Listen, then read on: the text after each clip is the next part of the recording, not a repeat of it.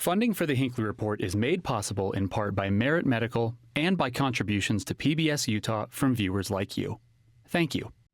On this episode of the Hinckley Report, as the dust settles from the 2025 legislative session, what major themes emerged? Who are the winners and the losers? What priorities made it to the finish line? And what were the major compromises?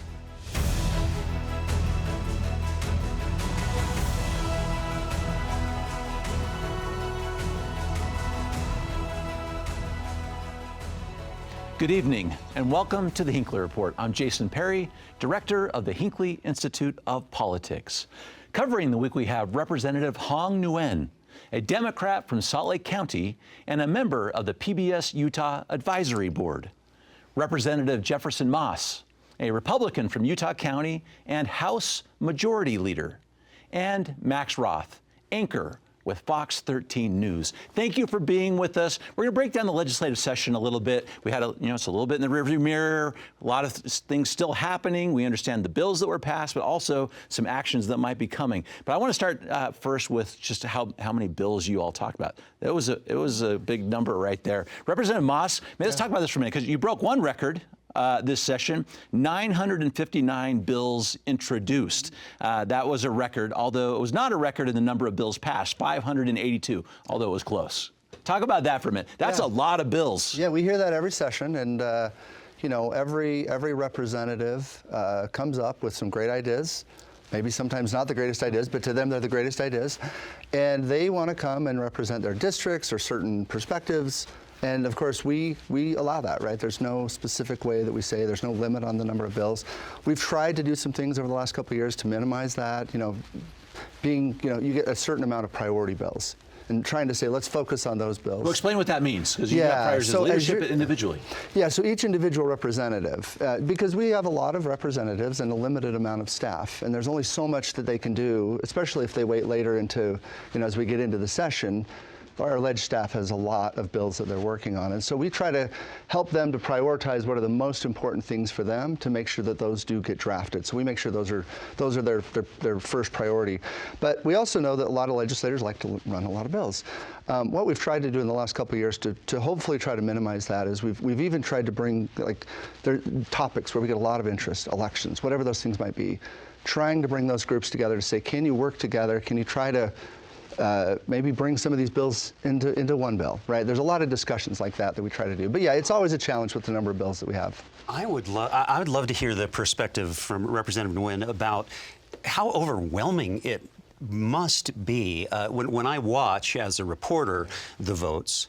The bills come up so quickly, and then you have to vote within minutes, and these are complex topics.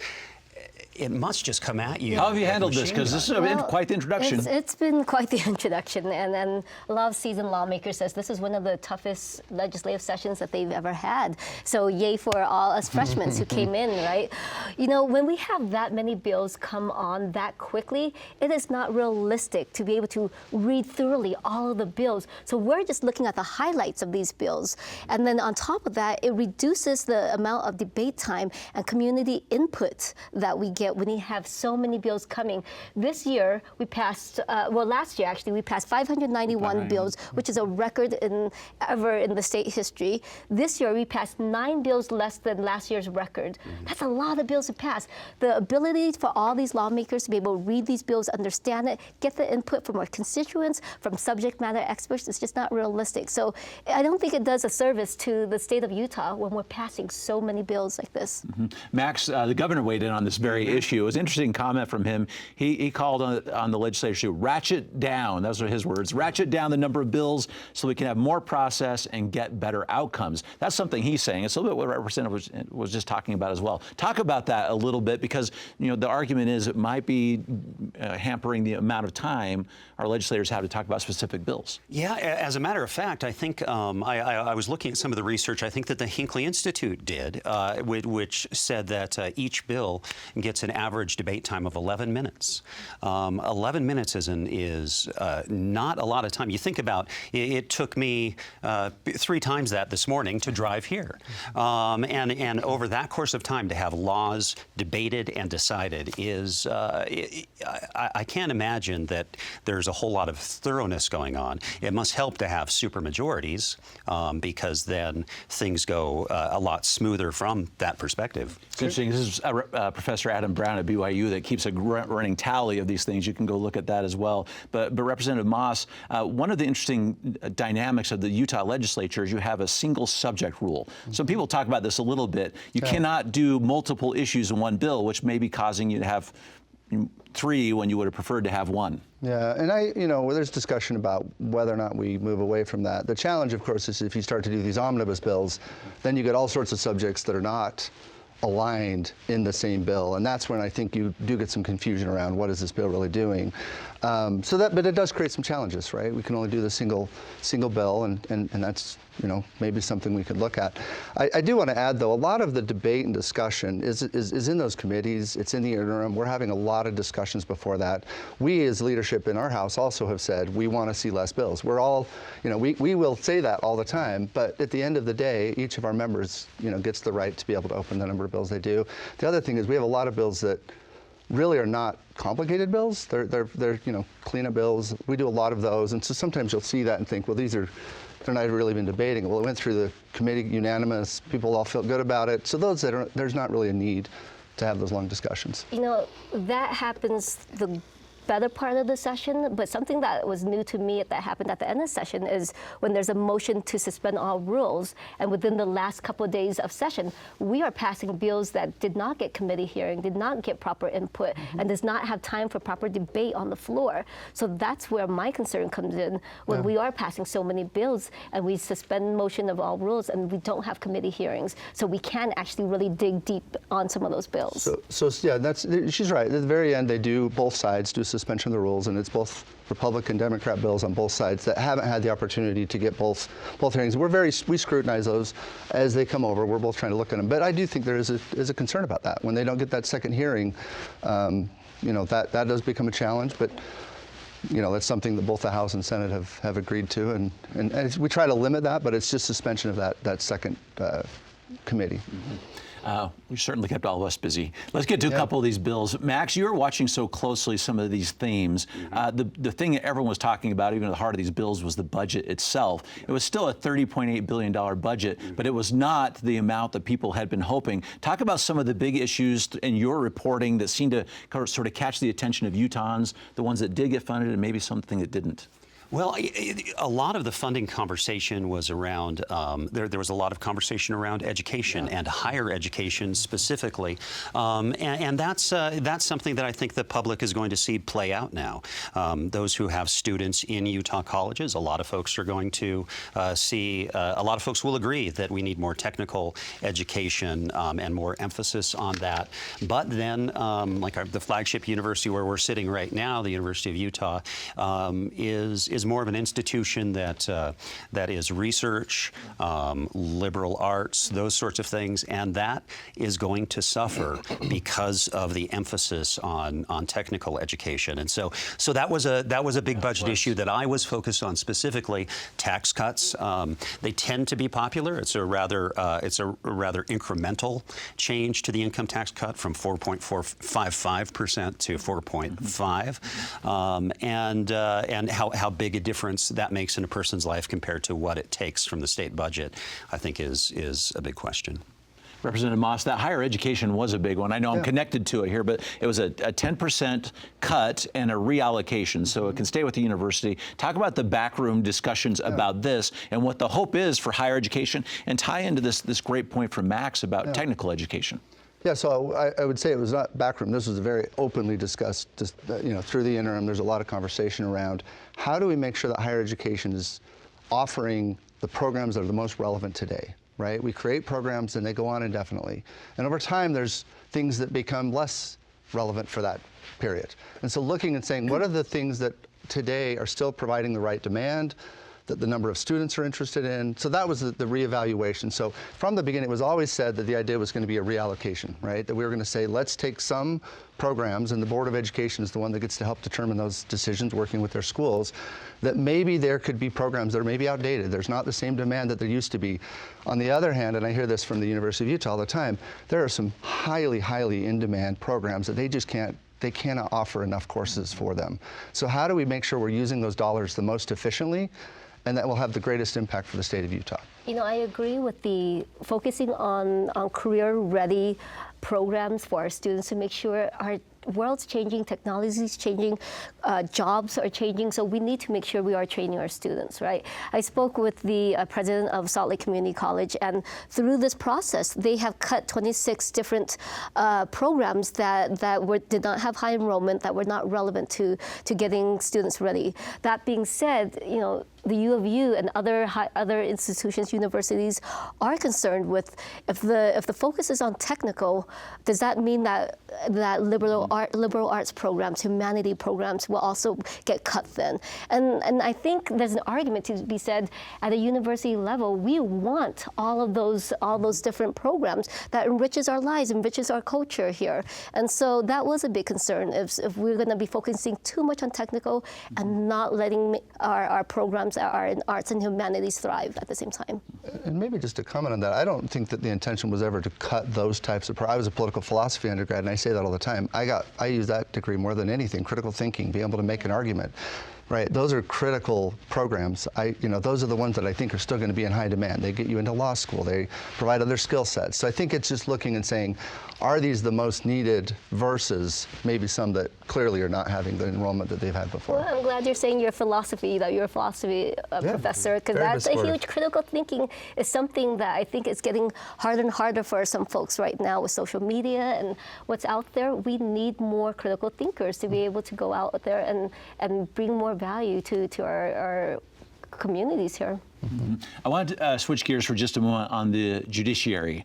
We talked about this on the program a little bit. Max, if we can get through a little bit of the, not necessarily the bill's content per se, but so many of them were proposed and so many of them stalled. At least there was a negotiation. They didn't go forward. Give us some context on that. Well, and what we saw, this is, first of all, and I'll be interested in Representative Moss's perspective on this, but the things that precipitated these bills, as far as I understand it, are a series of decisions by the state Supreme Court, largely, that disagreed with the legislature on redistricting, on the initiative process, and on the education and the income tax going towards education. Those were all losses. The state legislature went to court, lost. And what seems like, and this is why I want this perspective, is it seems like these systems that are in place to make decisions, and sometimes you win and sometimes you lose. That's democracy, and that's a court. You go in, and someone wins and someone loses. It's just the nature of it.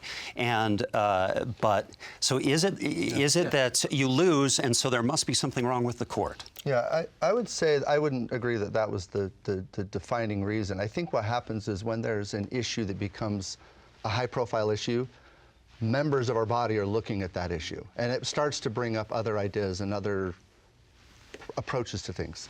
I think that's what precipitated. Maybe that had the conversation going.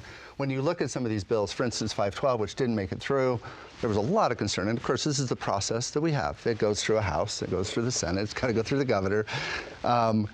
That was one that was addressing a problem that I hear about all the time. I don't know who I'm voting for. I don't know anything about these judges. Is there a way that we can get some additional information? The way she started the bill is not where it ended, as you know. And so I think it created some of the discussion. I had one with the Supreme Court, right? Mm-hmm. And we were having a conversation saying, the state's grown. We have more complex needs in the state. We've looked at other states that have also increased their Supreme Court numbers over the last few years. should we consider it? And sometimes you just open the conversation. So we open the conversation, but I get the timeliness maybe created that perception. Well, and when you look at those issues, it's not so much. I mean, information. There's more information available on Utah judges than any state in the country. It is. I've done a whole lot of reporting on the judicial performance and all that does. And let me say quickly that that this is where I have a little bit of a conflict of interest. My dad was a judge, and my dad was the chair of the Judicial Performance Evaluation Committee after he retired, and was largely was instrumental in setting up the evaluation process. But it's a process where every single voter can go online. If they have their ballot at home, this is what I do, is I look up and I read everything about the judges. There are observers who have watched and evaluated how they do. There are lawyers who are anonymously surveyed about how these judges perform.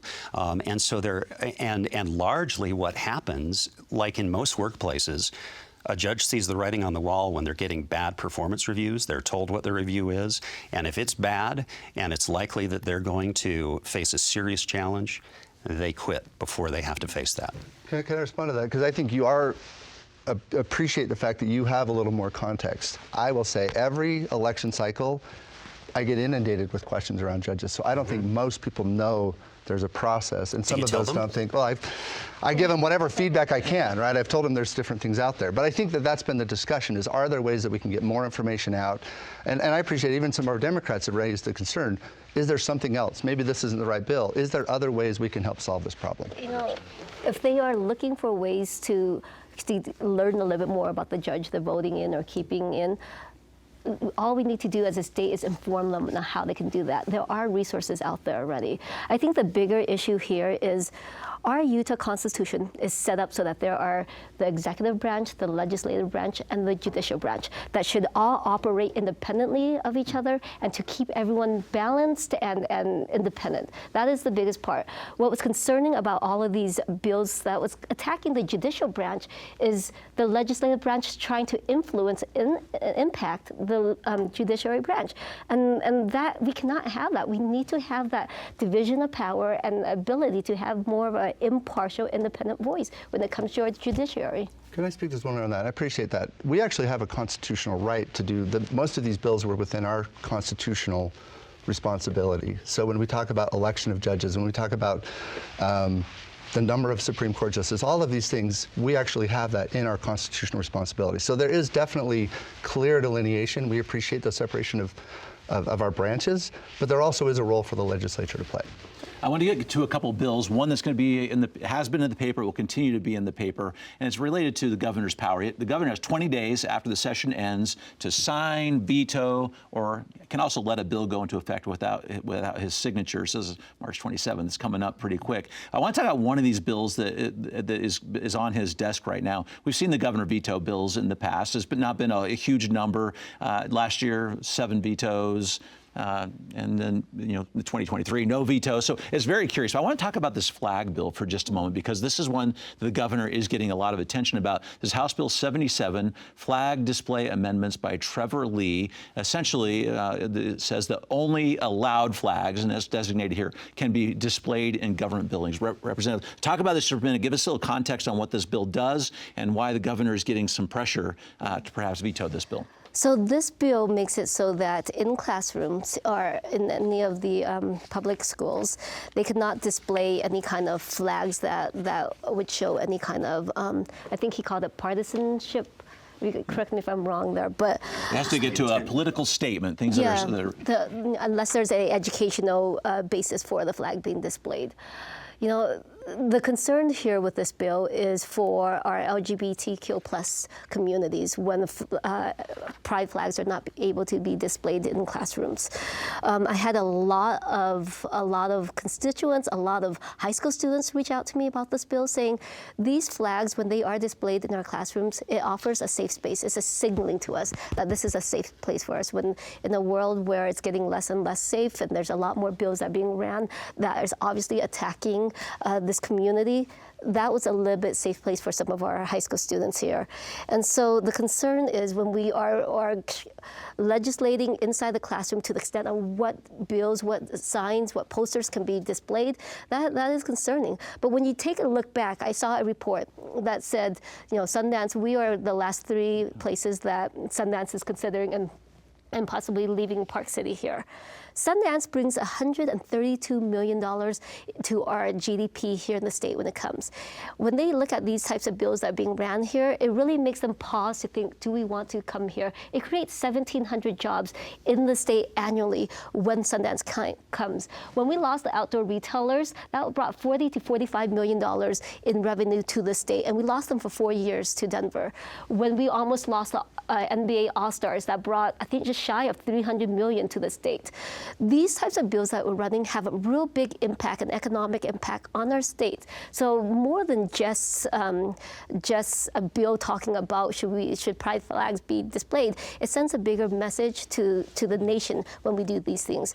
When we talk about bills being vetoed, if the governor signs this bill into place, if we pass this bill, this is going to be one of the costliest bills we have to our state because of the economic impact that we can possibly lose by passing this bill. Representative, let's give some context to this as well. So instead of the bill saying you cannot do these flags, it says these are the allowed flags. It's not just schools, right? This is all government buildings is where this goes. And the allowed flags are things like flags of countries, states, universities, sports teams, Olympics. All right, so those are the flags that are, instead of a list of all you can't, these are the ones that you can. Talk about that. I think the goal was to actually try to get the politics out of the classroom, whatever that flag is. You want to fly whatever the thing is, right? We've seen a lot of different flags over different things lately that people have been bringing into classrooms. We don't want any student to ever have to feel weird or different about something. They don't need to talk about their agendas, their politics, whatever that might be.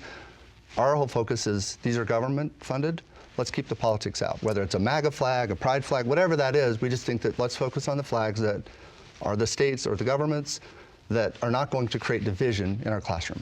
I think one thing that the message that is sent, and I think it's intentional, and so it's not necessarily a mistake. Is simply and what the message that Representative Nguyen, you're saying your constituents are hearing is that the pride flag is being defined as a partisan flag. And that's probably true in Utah. That's probably, when you look at the broad sweep of the Utah public, there are folks who think that a pride flag is a political statement about a subject that is up for debate, which is whether gay rights should be emphasized. And so I think that's what that states, is that that's the case.